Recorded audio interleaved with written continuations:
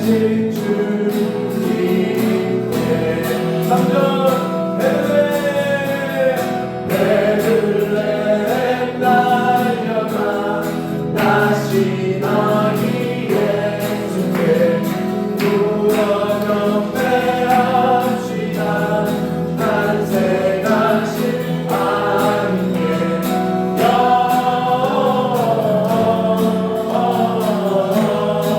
높이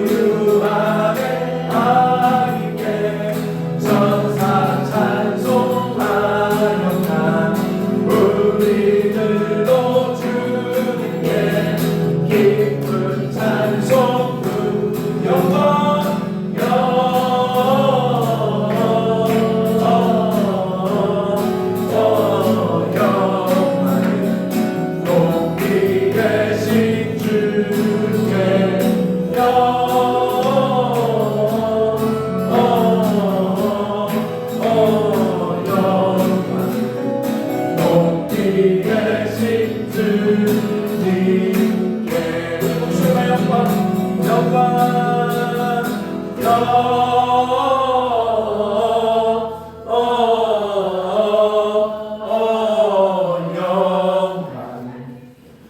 높이 계신 주께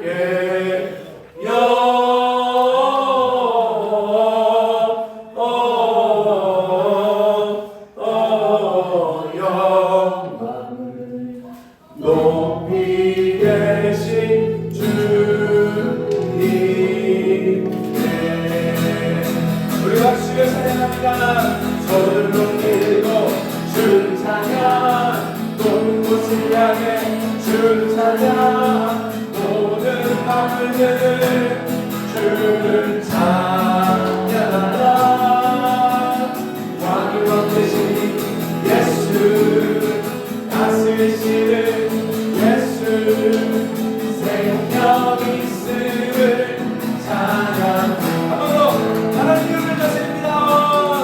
손을 높이고 주를 찬양 높은 곳을 향해 주를 찬양 모든 마음을 드는 주를 찬양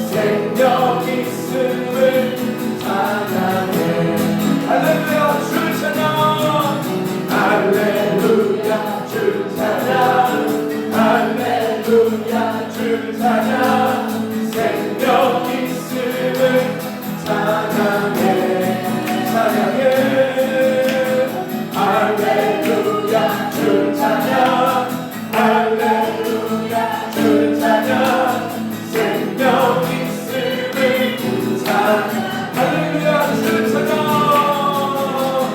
할렐루야 주 찬양 할렐루야 주 찬양 생명 있음을 찬양해 찬양해 할렐루야 주 찬양 할렐루야 주 찬양 생명 있음을 찬양해 우리 함께 기뻐해 우리 함께 기뻐해 주께 영광 돌리세 온 땅에 오니 잔치와 신부가 준비되어 우리 함께 기뻐해 주께 영광 돌리세 온 땅에 오니 잔치와 신부가 준비되었네 할렐루야 할렐루야 전능하신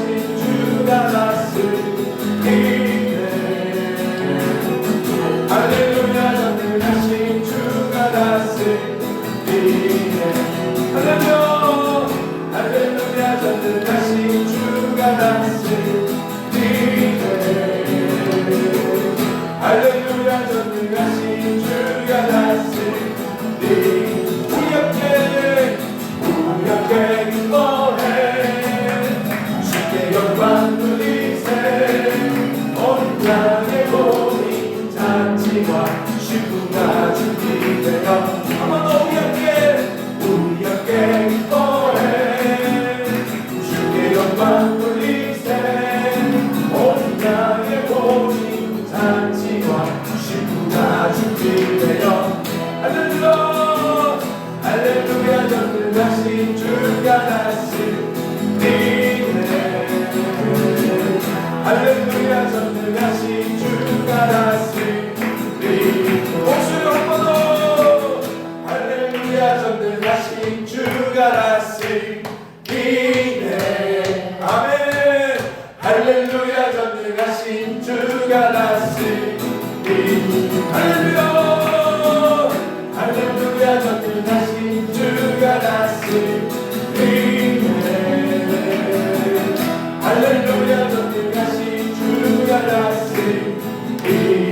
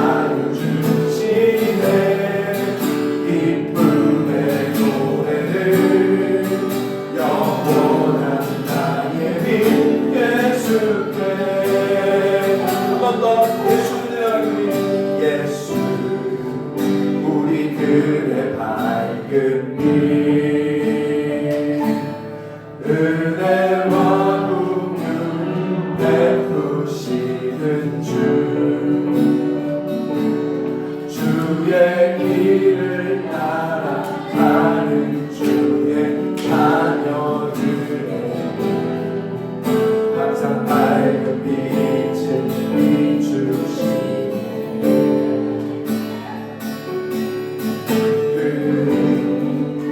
구원의 주 하나님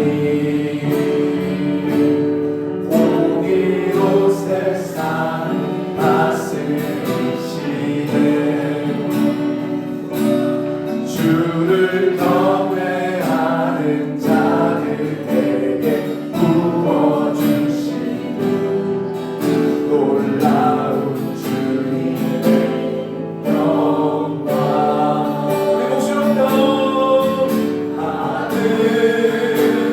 하늘에서 찬란하게 빛나는 주의 영광 이 땅에 오셨네 어둠을 말리고 새 생명 주신 영원히 빛나는 나의 예수님 높이 영광과 찬양 받으시는 이를 경배합니다 슬픔을 거두고 내게 자유 주시네 기쁨의 노래를 영원한 나의 빛 예수께 하늘에서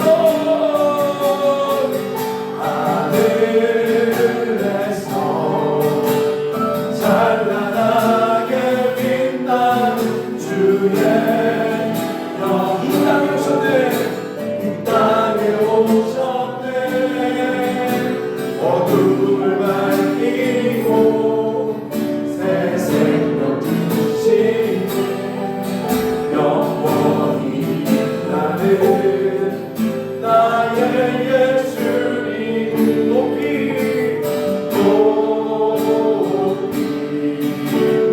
영광과 찬양 받으시는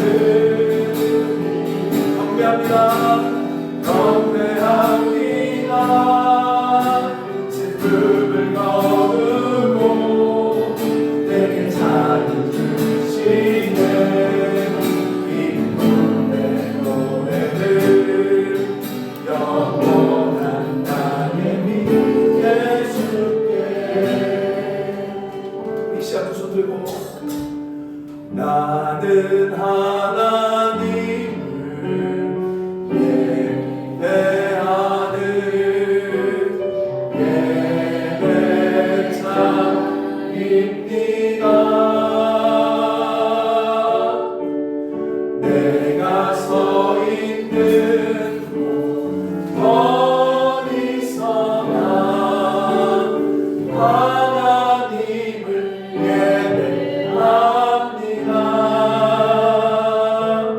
내 영혼 거룩한 은혜를 나가요 내 마음 완전한 하나님 향하여 이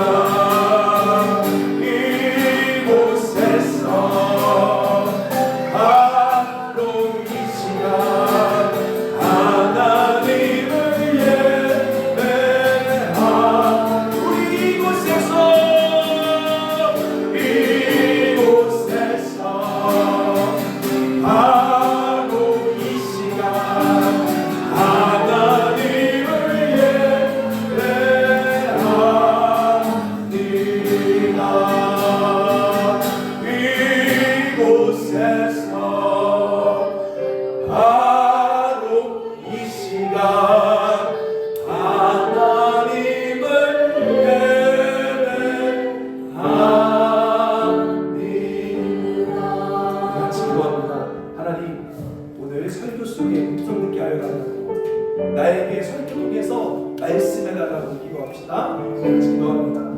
하나님, 오늘 이곳을 예배합니다. 영이신 하나님이 이곳에 계시면 오늘 말씀이 소개될 때 나에게 감동받아 음성으로 역사하여 주옵소서. 이 이야기가 2000년 전 예수 이야기가 아니라 오늘 내 이야기가 될 수 있도록 하나님, 오늘 예배 가운데 성령을 충만히 내려 주시옵소서. 말씀을 듣고 순종할 때 기적을 경험할 수 있도록 역사하여 주시옵소서. 감사드리며 예수 그리스도의 이름으로 기도드립니다. 자, 오늘 말씀 마태복음 2장입니다. 마태복음 2장 1절에서 12절까지 말씀인데 그냥 1절, 2절까지만 읽겠습니다. 마태복음 2장 1절에서 2절 말씀. 자, 우리 한번 같이 읽어볼게요. 마태복음 2장 1절에서 2절 같이 읽겠습니다. 시작. 헤롯과 예수께서 가운데 베들레헴에서 나심에 문방으로부터 박사들이 예루살렘에 이르러 말하되 유대인의 왕으로 나신 이가 어디 계시냐? 우리가 궁방에서 그의 별을 보고 그에게 경배하러 왔노라 하니. 자, 여러분, 우리가 잘 알고 있는 성탄의 동방박사 이야기입니다. 근데 이 이야기를 조금 연구해보면 굉장히 이상해요. 왜 그러냐? 자, 물어볼게요. 하나님은 점성술을 좋아할까요? 싫어할까요? 성경에 분명히 점성술, 그 다음에 강신술, 또 그 다음에 신접한 여인, 무당 다 죽이라고 했어요. 근데 오늘 본문에 보면 이 동방박사들은 마고스인데 점성가들입니다. 철학자 점성가들이에요. 근데 이 점성가들이 별을 보고 예수께 왔어요. 그러면 점성술이 인정되는 거예요? 안 되는 거예요? 자, 여러분 이거 보세요. 분명히 하나님은 점성술 안 된다고 했는데 이 점성가들은 별을 보고 예수를 만나러 왔다는 거예요. 근데 그게 진짜 맞았어요? 틀렸어요? 맞았죠? 그럼 어떻게 봐야 돼요? 오늘날 그럼 우리도 지금 별을 보고 연구해야 될까요? 그 굉장히 이상한 거예요. 하나님은 점성술 싫어하는데 점성술을 보고 예수를 보러 온 거 어떻게 이해해야 되는가? 이게 첫 번째 궁금증이고요. 그리고 두 번째 궁금증은 그러면 이 별 보는 이야기가 무엇을 말하려고 오늘 마태복음이 기록했는지를 보도록 하겠습니다. 자, 여러분 아주 재밌는 걸 제가 연구해봤어요. 여러분 오늘 성탄절 설교 중에 아마 처음 들어본 설교들이 있을 거예요. 자, 뭐냐면 먼저 여러분 17세기 독일에 요하네스 케플러라는 사람이 있습니다. 아십니까? 이 사람 굉장히 유명한 천문학자입니다. 우리가 아는 것처럼 갈릴레오 갈릴리처럼 유명한 천문학자 요하네스 케플러예요. 이 요하네스 케플러가 뭘 했냐? 따라할까요? 행성의 운동 법칙. 행성의 운동 법칙을 발견했습니다. 그래서 아주 유명해요. 이건 과학자들도 알아요. 요하네스 케플러. 근데 이 요하네스 케플러가요, 굉장히 크리스찬입니다. 그래서 예수를 믿는 사람이다 보니까 17세기에 뭘 연구했냐? 마태복음 2장에 나타난 별을 연구한 거예요. 이런 마태복음 2장에 보면 어떤 별이 있냐면 예루살렘에 베들레헴에 아주 환한 별이 온 거예요. 그러니까 마치 오늘날 오늘 저녁에 우리가 북두칠성도 있고 시골에 가면 별을 보이는데 그런 별과 비교가 안 될 정도로 아주 큰 별이 환하게 비쳤다는 거죠. 이게 실제 역사적 사실이라는 거예요. 그래서 이 요하네스 케플러가 그게 어떻게 가능하지? 어떻게 큰 별이 진짜 있을 수 있지? 라고 연구를 했는데 BC 7세기경에 들어보세요. 따라할까요? 5월, 10월, 12월에 어떤 일이 있었냐면 행성의 운동 법칙을 발견했잖아요. 그러니까 따라합시다. 목성과 토성이 만나는 사건들이 있었다는 거예요. 목성과 토성이 함께 만나면 어떤 일이 벌어지느냐? 넘겨주세요. 자, 이게 재밌는 게 목성과 토성이 만나는 거예요. 자, 이 만나는 합사건이 벌어지는데 중요한 것은 이 고대 사람들은요, 재밌는 게 목성이 뭐였냐면요, 여러분 로마 그리스, 예수님 시대 로마 그리스잖아요. 로마 그리스 시대 때는 목성은 따라할까요? 제우스. 그러니까 왕을 상징합니다. 왕. 그리고 특별히 이 목성이 히브리어로 채택이에요. 채택. 여러분 채택이 뭐라 그랬죠 제가? 채택 하면 뭐가 생각나요? ጼ데크 뭐죠? 의. 그러니까 유대인들은 목성, 그 다음에 로마 사람들은 그 당시 시대에 뭐냐? 목성은 뭐다? 왕의 행성입니다. 왕의 행성. 자, 그리고 재밌는 게 이 목성이 뭘 만났대요? 토성을 만났죠. 토성이 뭐냐면 아주 놀라운 비밀이 있어요. 자, 레위기 18장 21절 말씀 볼까요? 시작. 자, 여기 분명히 몰렉이라는 우상이 나와요. 아모스 5장 26절 시작. 오히려 너희가 몰렉의 장막과 너희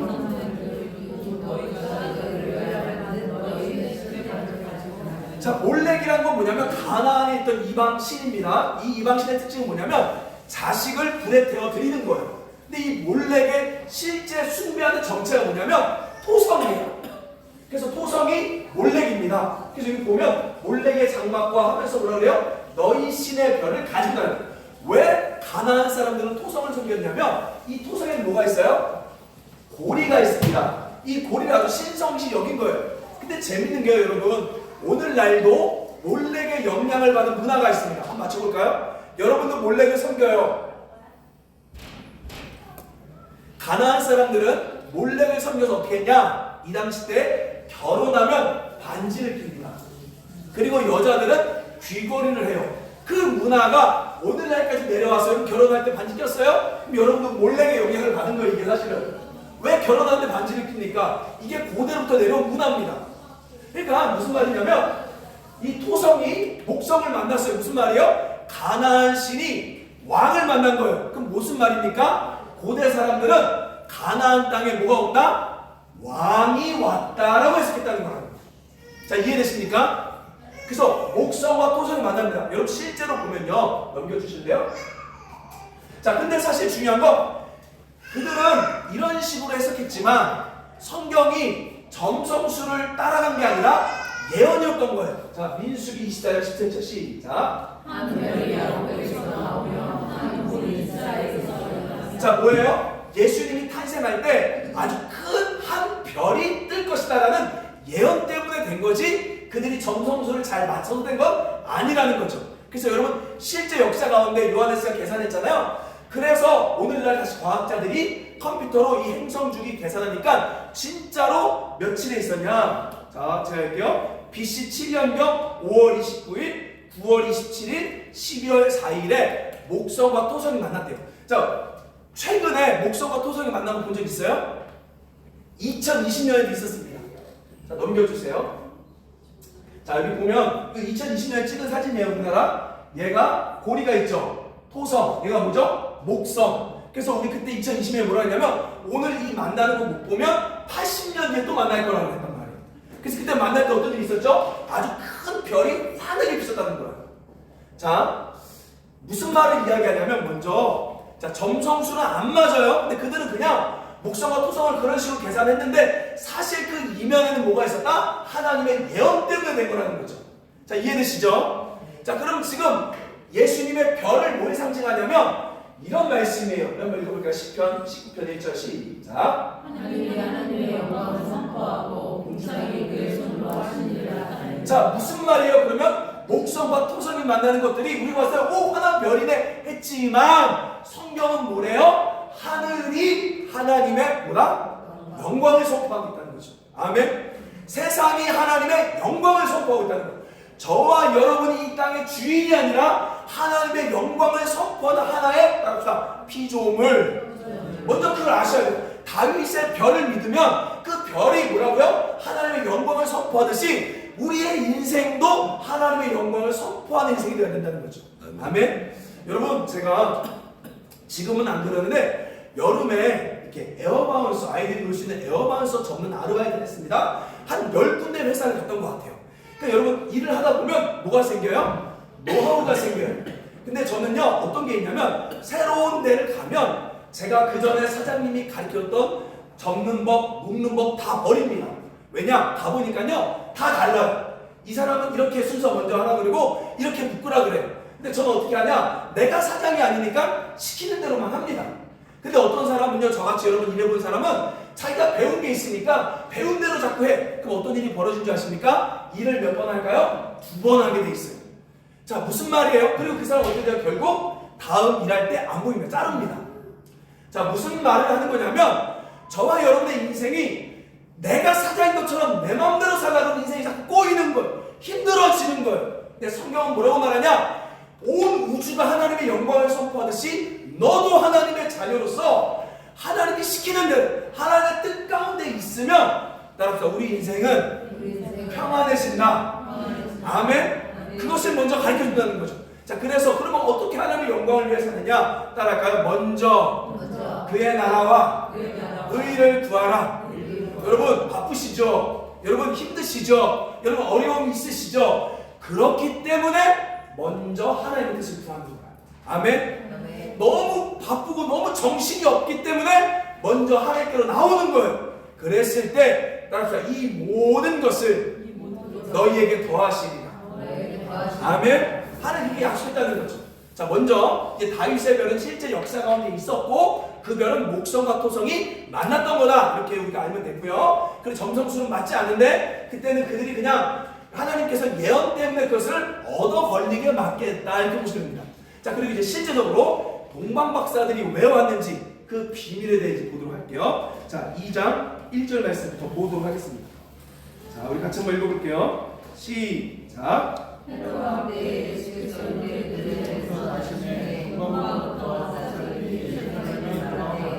자, 우리가 아는 것처럼 이 헤롯 왕 동그라미 치세요. 여기 써놓으세요. 헤롯 누구랬죠? 대왕.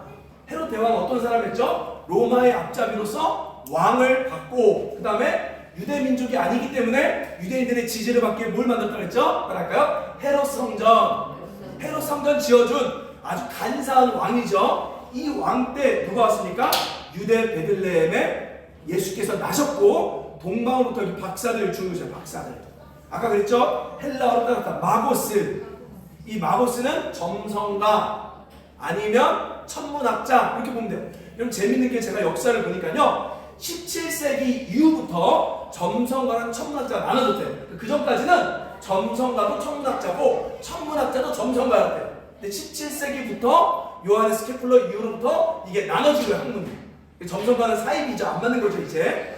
자, 그렇게 해서 났습니다. 자, 2장 2절 말씀 보십시오. 시작. 유대인 왕은 나신가 어디시냐 우리가 동방에서 그의 보고 그의 내용을 자, 여러분 재밌는 게 여기 그의 별을 보고의 중보세요.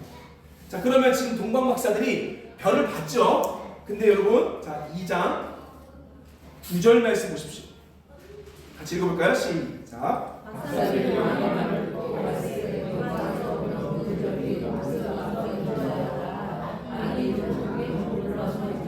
자, 여러분 지금 무슨 이야기 하고 있어요? 동방 박사가 별을 한 번 본 게 아닙니다. 그러니까 첫째는 따라온 것도 아니에요. 첫째는 별이 하나의 비심을 보고 가나안 땅에 왕이 났네 하고 시간이 지나 또 다시 별을 보고 온 거예요.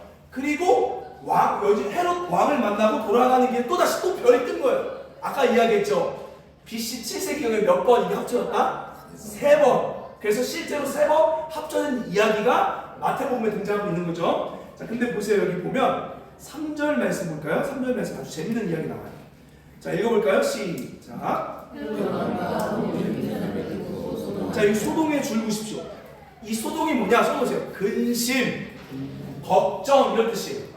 아니, 예루살렘에 유대인의 왕이신 예수가 왔는데 왜 헤롯과 예루살렘 사람들이 걱정할까요? 왜 근심이 일어났을까요? 여러분, 예수님 탄생이 기쁜 소식이어야 되는데 왜 근심과 걱정으로 오죠? 왜 그래요? 왜 그래요? 이들은 예수님이 필요 없었어요. 왜냐하면 헤롯은 로마로부터 권력을 받아 자기가 진짜 왕이 아닌데 왕이 됐던 사람이고 예루살렘 사람들은 오늘날로 치면 따랄까요? 평양 주민. 여러분 평양 주민들이 통일 원하시지 않습니까? 안 오네요. 그들은 지금 이대로가 좋은 거예요. 마찬가지로 예루살렘의 사람들은요 더 이상 예수가 필요 없었습니다. 왜? 예수가 없어도 먹고 사는데 지장이 없고 예수가 없어도 아무런 어려움이 없었던 거예요. 그런 사람들은 예수님이 오는 게 도리어 불편합니다. 왜요? 자꾸 간섭하니까, 자꾸 시키니까. 오늘날 교회에 보면 많은 사람들이 냉정하게 한번 저와 여러분 봅시다. 예수님 오는 게 좋아요? 싫어요? 싫을 거예요. 왜? 두 가지예요. 첫째, 나 힘들 때만 도와줘. 두 번째, 죽고 나서 천국으로 데리고 가줘. 평소에는 간섭하지 마. 나 그냥 쉴래. 왜 자꾸 교회 오라 그러고, 왜 자꾸 기도하라 그러고, 왜 자꾸 말씀 보라 그래? 우리가 그렇게 믿고 있는 거예요.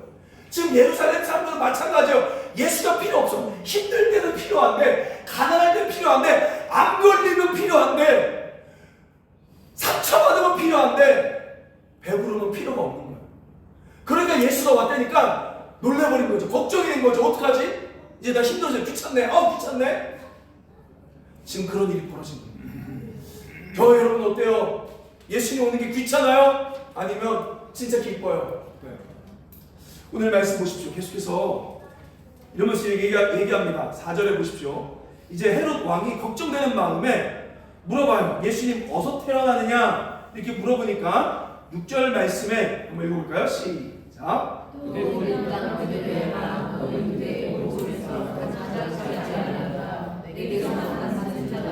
나와서 내 백성 이스라엘 목자가 되리라. 자, 이거 줄그세요. 베들레헴 줄그세요. 예수님 어디서 온다? 베들레헴. 자, 여러분 베들레헴이 어디죠? 자, 넘겨주세요. 제가 이거 베들레헴을 좀 연구해봤는데요. 안 가봤는데 베들레헴은요 산악도시입니다. 해발 777m.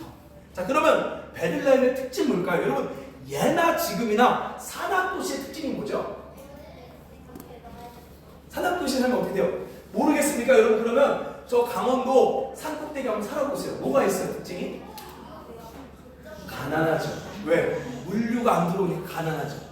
베들레헴은요 실제로 예수님 당시도 그렇고 오늘날도 해발 770m 산악지대에서 아주 가난하고 초라한 작은 마을이었다는 거예요.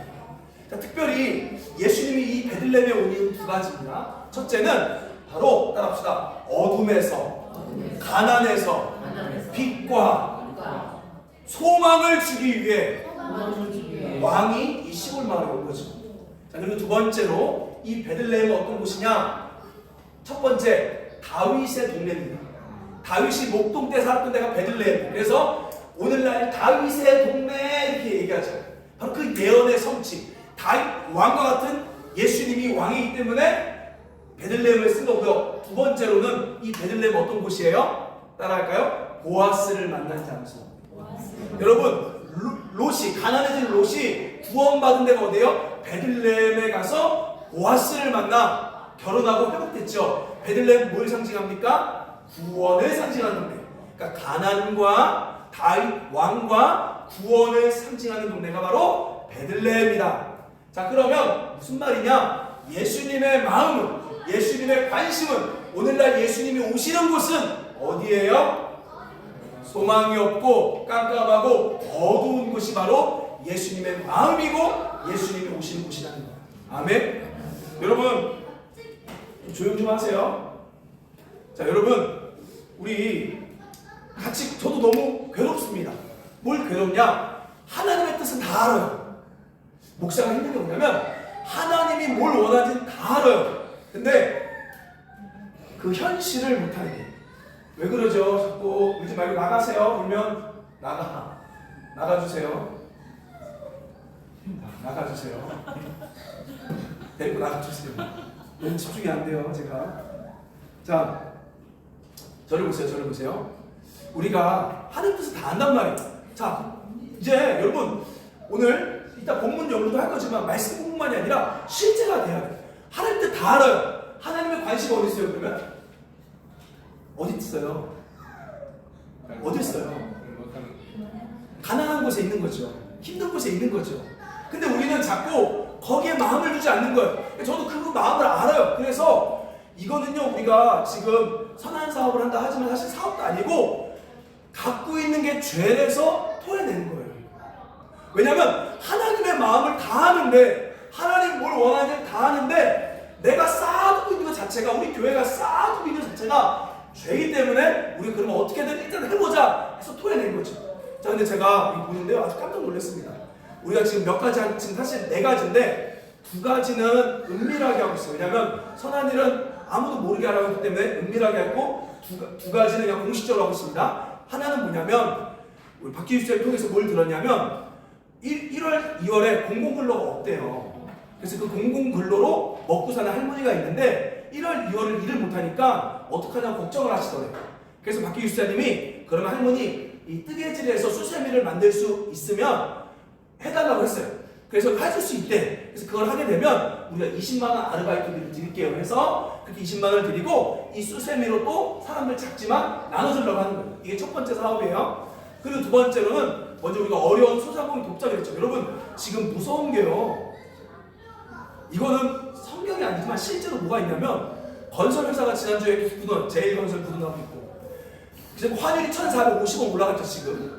근데 이거 막고 있는데 1,450원 올라간 거예요. 왜냐면 한국에 있는 달러는 계속 푸는데도 이거 못 막는 거예요 지금.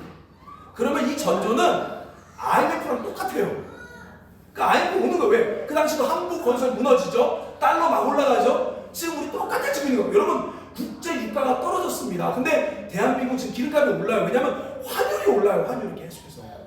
지금 엄청난 일이 벌어지는 거예요. 여러분 경험해 봤잖아요. 앞으로 경제적으로 특별히 올 겨울이 굉장히 힘들어진단 말이에요. 그러다 보니까 어떻게든 우리가 할 수 있는 건 아무것도 없지만 어떻게든 힘든 사람들, 특별히 자영업자들 도와야 된다 해서 먼저 우리가 아는 1층에 영업이 안 되는 카페 커피 100잔을 산 거죠. 사고 나서 이것도 우리가 줄 수 있어요. 근데 그것보다도 지금 놀고 있는 애들이 너무 많으니까 아르바이트를 마련해 주자 해서 시급 2만 원에 2명 뽑아서 이거 나눠주는 알바를 했단 말이에요. 그래서 제가 맨 처음에 고3애가 지원하길래 일부러 20대, 30대, 40대, 50대 여자들이 지원하길래 제가 어린애를 뽑았어요.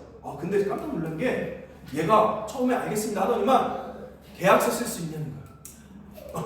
그래서 내가 나 개인이고 이거 그냥 심부름 말마다 자기는 계약서 안 쓰면 안 하겠다. 그래서 야 맹랑한 요즘 10대들 오씨 그 내가 얘기했어. 나 당근 나 지금 100번 알바했는데 나는 계약서 안 쓰고 해. 괜찮아 이거 괜찮아. 자기는 고용 계약서 안 쓰면 안 하겠다. 됐어 넌 배가 안 고프구나. 탈락 하고 내가 그때 알았어요. 이거 돕는 것도 하나님께 기도해야 된다.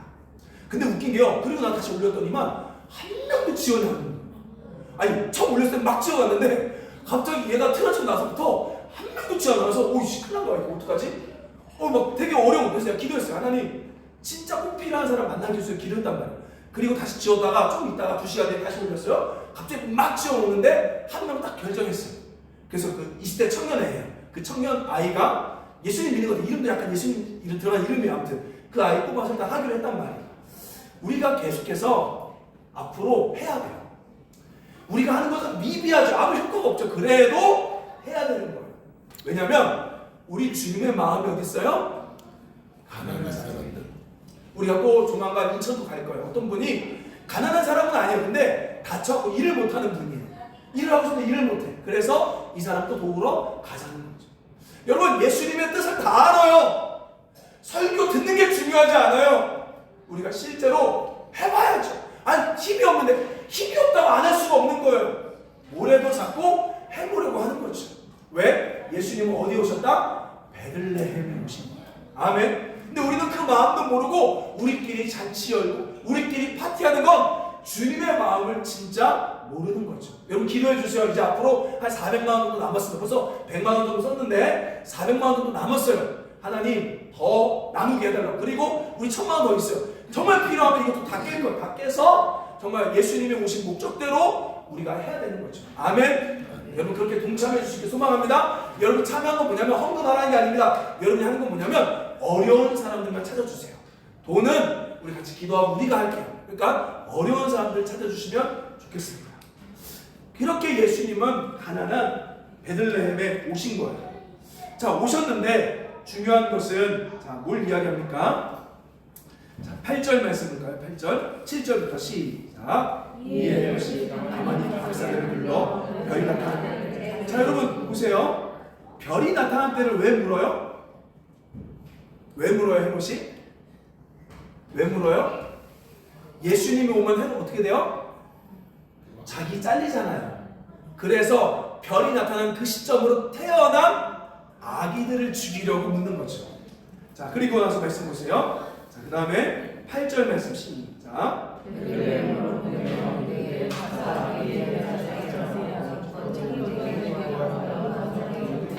자 여러분 그럼 제가 물어볼게요. 이 말씀 진실이에요? 거짓이에요? 거짓말이죠. 자 그래서 이제 박사들이 나가는 거죠. 근데 재밌는 게 나갔는데 10절에 갑자기 또 그 별이 10절 보세요. 그들이 별을 보고 매우 크게 기뻐하더라 하면서 11절에 별을 따라 이제 집에 가죠. 읽어볼까요? 시작.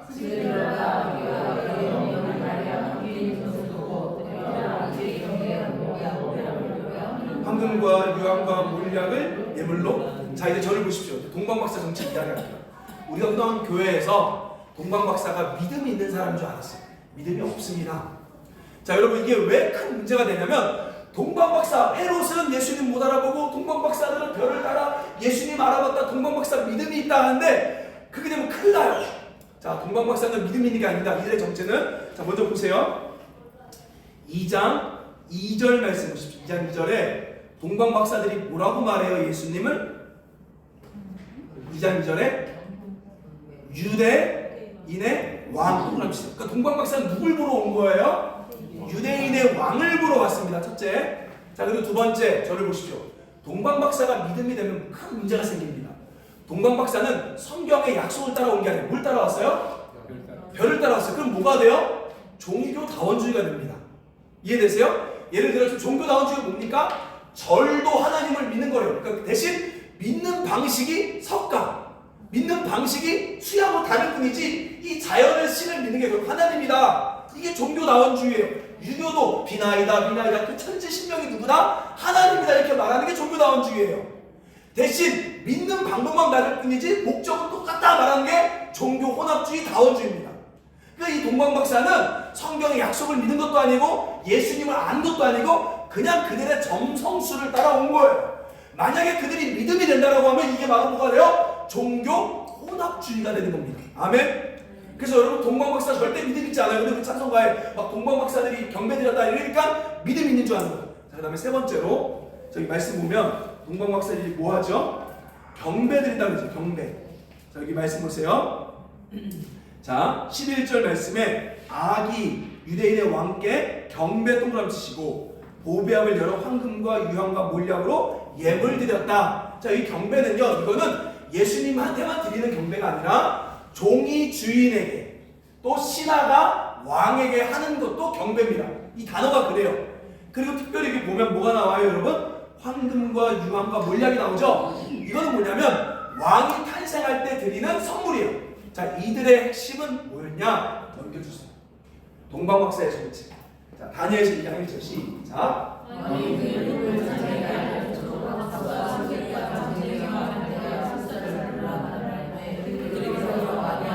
자, 이 동방은요 페르시아입니다. 페르시아. 다니엘 시대가 페르시아 시대인데요. 이 페르시아 시대 때 뭐가 있냐? 왕 곁에 누가 있어요? 박수와 술객과 점쟁이와 갈대아 술사 나오죠. 이 박수와 술사들이 사실은 마보스입니다. 이들의 역할은 뭐냐면 나라의 길 흉을 예언하고 왕의 참모이면서 동시에 그럽시다 사절단인 거예요. 그래서 왕의 조언자이자 사절단입니다. 그래서 이들은 지금 유대인의 왕이 태어났다는 걸 알고 그들에게 사절단을 보내서 온 거예요. 그래서 한 왕을 대접하죠. 근데 왜 사절단을 보내죠? 이건 성경에 안 나와요. 근데 중동 역사라는 책에 보면 뭐가 나오냐? 이 당시 어느 나라가 다스리고 있죠?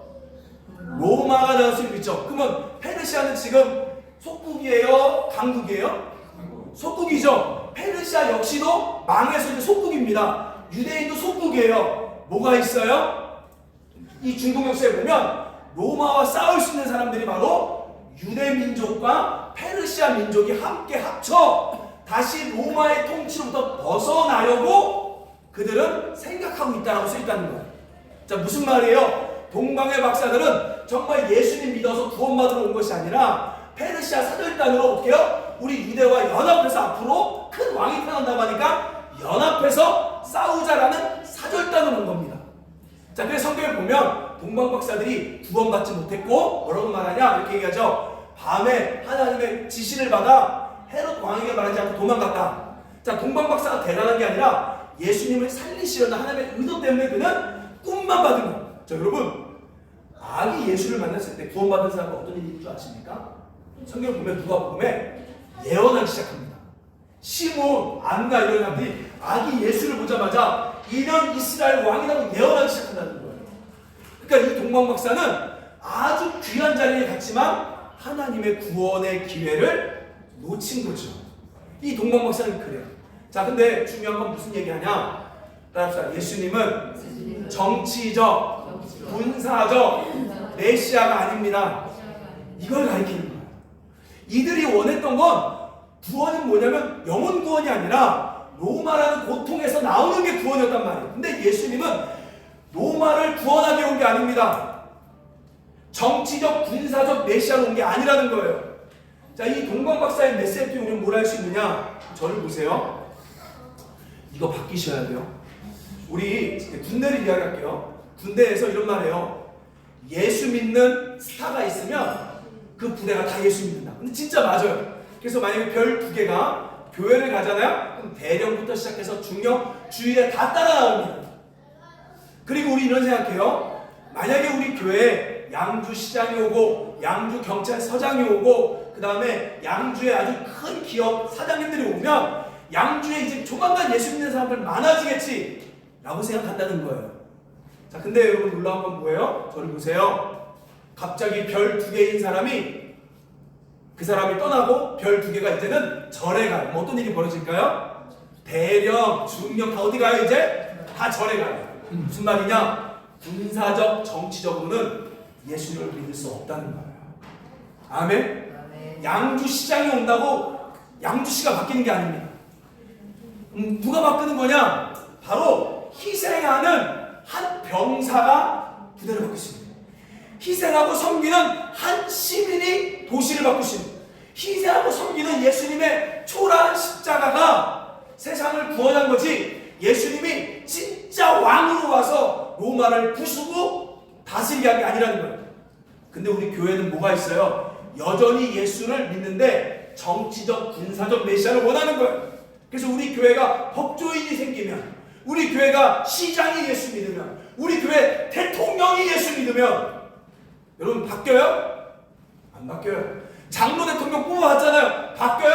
안 바뀌어요. 진정한 복음은 정치적, 군사적 메시아가 아니라 바로 뭐예요? 한 영혼이 한 사람의 희생과 섬김으로 바뀝니다. 아멘? 저희 군대 때 아주 기억나는 게요, 중위입니다. 중위인데 이 군종 목사입니다. 중위면 여러분 높은 거 아니에요. 군대에서 되게 낮은 거예요. 이 중위인데 이분이 어떤 게 있었냐면, 병사들이 훈련할 때 원래 군종 목사님들은 이 초코파이 막 이렇게 줘요. 이렇게 위문한단 말이에요. 근데 이 중위 목사님은 특이합니다. 어떻게 특이하냐? 우리 막 훈련하고 있을 때 다른 데는요, 얼굴 뽀얀 목사님이 선크림 쫙 바르고 와서 고생도 안 하면서 얘들아 수고했다 하고 이 초코파이 준단 말이에요. 근데 이 중위 목사님은 어떤 게 있었냐면, 저희가 훈련하잖아요. 똑같이 위장칼 말고요. 그다음에 하이바 막 이렇게 하이바 탁 쓰고 막 위장칼 걸고 전투하듯이 이러면서 초코파이 같이 줘요. 나도 너희랑 같이 한다 하는데 거기서 위로가 돼. 초코파이가 위로가 아니라 우리 목사님도 똑같이 우리랑 같이 훈련하고 바깥에서 주무시구나. 그것 때문에 군대에서 그 당시 그 목사님 예수 많이 믿었습니다. 그 목사님 지금 중령대에서 지금 논산에 있는 큰 교회 목사였어요. 제가 5년 전에 세례식하러 논산 갔는데 그 목사님 만났어요. 거기서. 저 그때 200명이었어요. 목사님 얘기하니까 못 알아보시더라고요. 워낙 사람들이 많았으니까. 여러분, 별이 예수 믿어서 바뀌는 게 아니라 누군가의 희생과 사랑의 공감이 세상을 변화시킵니다. 아멘? 그러면 우리가 섬기는 이 작은 선한 사업이 얼마나 커져서 바뀌는 것이 아니라 우리가 하는 것이 진정한 공감이 되고 진실이 되면, 누군가 한 사람 앞에 이게 진짜가 되면 거기에 하나님이 역사하는 거예요. 그래서 제가 얘기했듯이 선한 사업은 페이스북이나 올리지 않습니다. 왜냐하면 오른손이 아니고 왼손이 보게 하라고 했기 때문에 그냥 우리 교인들만 알릴 거고, 또 진짜 힘들고 어려운 사람들은 아예 우리 신행위원 2명 빼고는 아무한테도 알리지 않고 그냥 선한 일을 할 거예요. 여러분, 우리 오늘 말씀을 다시 한번 정리하도록 하겠습니다. 오늘 이 동방박사의 메시지를 통해 크게 3가지를 배울 수 있습니다. 첫 번째 뭐예요? 하늘이 뭘 선포한다? 하나님의 영광을 선포하고 있다. 하늘만 영광을 선포하는 것이 아니라 나도 하나님의 영광을 위해 온 줄 아셔야 합니다. 그래서 오늘 먼저 그의 나라와 의를 구할 수 있는 저와 여러분 되시길 소망합니다. 자, 그리고 두 번째로 우리 예수님 어디 오셨어요? 베들레헴에 오셨어요. 산악의 아주 작고 초라한 마을에 오셨습니다. 베들레헴이 선택된 이유는 미가서 5장 2절을 보면 가장 뭐래요? 작기 때문에 된다는 거예요. 하나님이 저와 여러분을 선택한 이유는 잘나서가 아니라 가장 연약하기 때문에 뽑은 거예요. 아멘. 그래서 우리 주님의 마음이 가난한 곳에 있음을 알고 단순히 하나의 이벤트적 사업이 아니라 저와 여러분이 그럴 수 있는 선한 이웃 될 수 있게 주의 이름을 축원합니다. 그리고 마지막 세 번째로 우리 예수님은 군사적 정치적 메시아는 게 아니라 동방박사들은 사실을 보내, 그들은 사절단을 보내 예수와 연합하려 했지만 결국 더 이상 성경에 등장하지 않죠. 그들은 그냥 거기서 보배압을 드리는 것으로만 끝나지 더 이상 연결되지 않아요. 우리 주님 복음은 힘을 가져서 정치가 돼서 권력이 있어 세상을 바꾸는 것이 아니라 바로 누군가 한 사람의 공감과 희생으로 섬김으로 세상은 바뀐다는 거죠. 우리 한번 이 시간 저는 이렇게 생각해요. 같이 기도합시다. 나의 가장 아픔이 세상을 변화시키는 하나님의 통로입니다. 그게 바로 공감이에요. 가정이 깨진 사람은 깨진 사람의 아픔을 알고, 밥을 굶어본 사람은 굶은 사람의 아픔을 알고, 일을 못해 하루 종일 놀아본 사람은 일 못하는 사람의 아픔을 아는 거죠. 하나님이 그 아픔을 느끼게 함으로 여러분의 약점을 사용하심으로 이 땅에 아름다운 빛과 소망을 주시길 주의 이름으로 축원합니다. 우리 한번 같이 이렇게 기도합시다. 하나님, 성경을 이제 공부하는 데서 끝나지 않고 이것이 내 삶에 실천되게 하여 주옵소서. 제 마음이 벌써 헤롯과 같이, 예루살렘 주민과 같이 교만해져서 예수님 오는 게 불편해졌어. 하나님, 이 시간 다시 베들레헴으로 가기를 원합니다. 우리 이 시간 성도들 가운데 믿음을 주옵소서. 우리 같이 기도할까요? 따라합시다. 하나님, 제 마음이 벌써 헤롯과 예루살렘처럼 교만해졌습니다. 오늘 이 시간 베들레헴으로 가서 아기 예수를 맞이하게 하여 주옵소서. 저에게 믿음을 주옵소서. 말씀을 듣는 데서 끝나지 않고 행동할 수 있도록 하나님의 성령을 부어 주옵소서. 저의 약점을 하나님의 통로로 내어드립니다. 사용하여 주옵소서. 예수님의 이름으로 기도드립니다. 아멘. 우리 찬양할까요?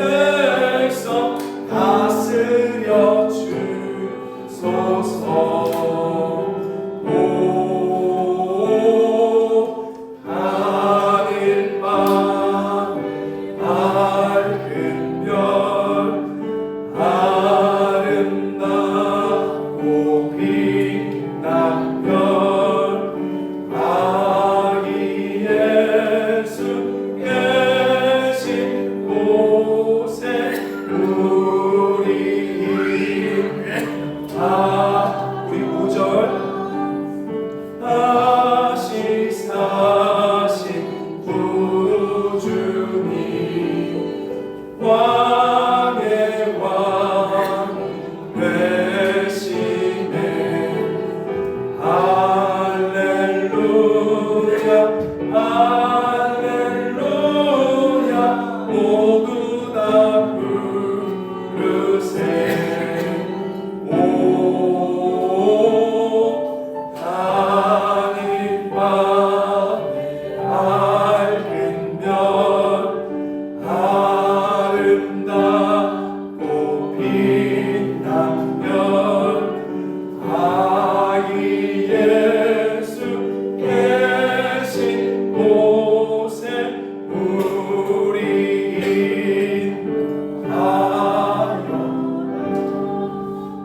하나님, 우리가 벌써 30번, 40번, 50번, 60번, 70번 성탄을 지나고 있습니다.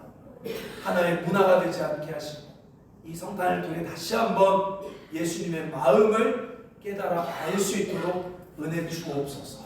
특별히 정말 힘든 이 시대에 우리도 지나가고 있습니다. 이때 깜깜한 죄악과 욕심과 어려움으로 깜깜한 이 시대에 사랑의 빛을 밝히는 우리 주님 사랑교회 성도들 되게 하여 주옵소서. 감사드리며 예수님의 이름으로 기도드립니다. 주 예수 그리스도의 은혜와 하나님 아버지의 사랑과 성령의 교통하심이 예수님의 탄생의 목적을 알고 그 목적대로 살아가긴 하지만은 우리 성도들 위해 또 선한 사업 위에 이제부터 영원토록 함께 있을지어다. 아멘.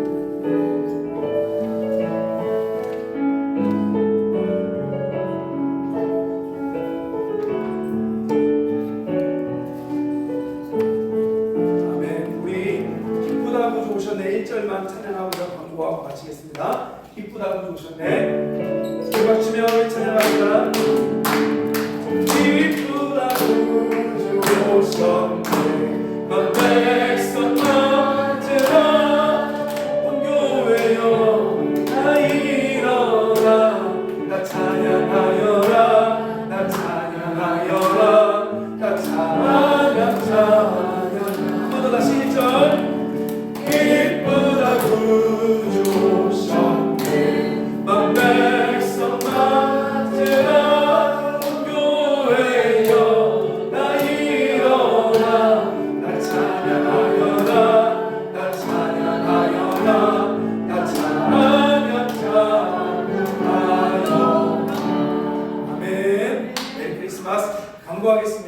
오늘은 그래도 교인들 작지만 선물이 있어요. 떡과 딸기가 있습니다.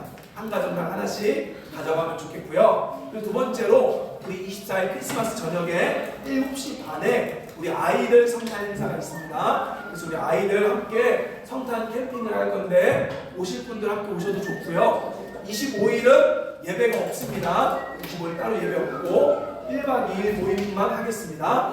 이렇게 알면 좋겠습니다. 이상입니다.